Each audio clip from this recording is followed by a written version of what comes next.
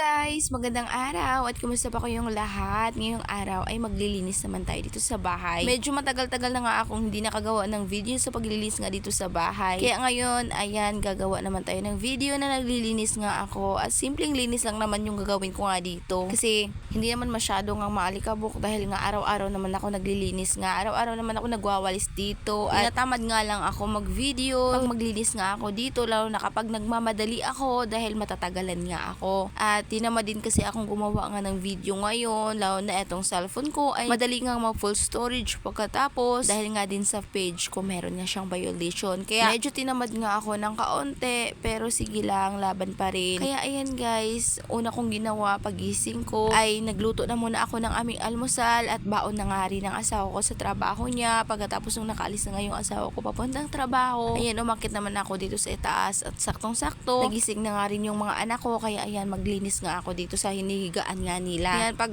akit ko, pinuksan ko na muna yung mga bintana dahil sobrang init talaga guys kapag nakasirado nga yung mga bintana. Kaya binuksan ko na muna para nga makapasok din yung hangin. Pagkatapos, pinagpag ko na rin yung higaan ng mga anak ko. Ayan, pinagpag ko lang yan at hindi ko na muna yan papalitan ng sapin. Pagkatapos, ayan, tinupi ko na rin yung mga kumot at nung natapos na nga ako dito mag-ayos sa higaan ng mga anak ko, dito naman ako nagpunta sa higaan nga namin ng asawa ko. Ayan, pinagpag ko rin at tinupi. Pagkatapos, sinabi ko na muna kasi nga pagkatapos ko. At ayoko rin kasi magtagal nga dito guys sa itaas dahil sobrang init na talaga ngayon. Grabe yung init guys. Kahit nandito ka nga lang sa loob ng bahay, sobrang init talaga at tumutulo talaga yung pawis mo. Grabe talaga ang init ngayon. Nakakapasok talaga kahit nandito ka nga lang sa loob ng bahay, para ka pa rin napapasok kasi sobrang init. Pagkatapos ko naman dito magwalis sa higaan namin, walis na rin ako dito sa higaan ng mga anak ko. At kahit araw-araw ko talaga yung pagwalis nga dito sa bahay guys, napakaalikabok pa rin. Bago nga ako dito naglinis sa itaas, yung una ko namang ginawa, binabad ko na muna yung mga labahan ko at mga dark color lang muna yung labahan ko. Pagkatapos, nung nababad ko na nga, tsaka naman ako nga naglinis. At pagkatapos ko maglinis doon sa itaas, ay bumaba naman ako dito sa baba kasi dito naman ako maglinis. Magkonting walis lang ako dito sa baba. Pagkatapos, magmap na rin ako. At nung nawalisan ko na nga guys, dito nga talaga sa ilalim ng lamesa namin ay napakalagkit. Paano ba naman kasi eto nga pusa namin, kapag pinapakain ko nga siya sa labas, yung pagkain niya ay dinadala talaga niya dito sa loob. Kahit sa labas ko siya pinapakain, dinadala niya dito sa loob. Tapos dito niya nga kakainin. Kaya ayan, natatapon dito sa ilalim ng lamesa. Pagkatapos, kaya ayan, malagkit. Pagkatapos minsan, inaano nga siya, nilalanggam nga siya. Iniinis na talaga ako nitong pusa namin. Hindi naman to amin guys. Kung alam mo kanino to, kaso nga lang, medyo matagal na nga tong pumunta sa amin. Tapos hindi na nga siya umuwi sa kanila. At dito na talaga siya natutulog. Dito na, kaya inampon na nga rin namin kasi parang mabait naman. At alam niyo naman, meron din kasi dito sa bahay guys, yung mga mababait. Kaya kailangan ko din yung pusa. At mabait naman yung pusa na pumunta nga dito sa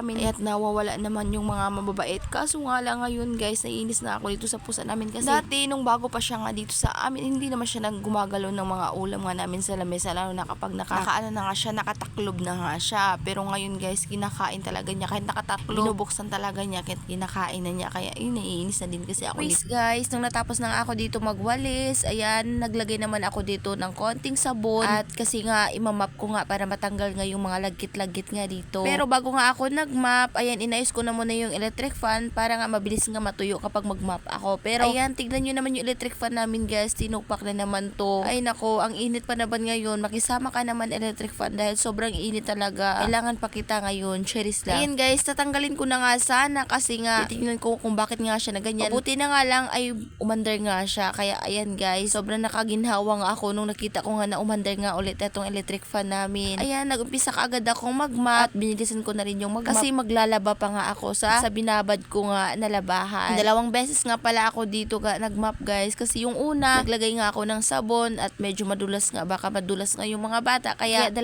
beses ako nagmap nga dito para matanggal din yung dulas ng sabon. At ayan, pagkatapos ko magmap guys, tignan nyo naman, sobrang pawis na ako dyan, pero okay lang kasi masarap naman sa pakiramdam kapag makita mo nga yung bahay mo na ayos at malinis. Yan lang muna for today's video. Maraming salamat po sa inyong panonood. God bless.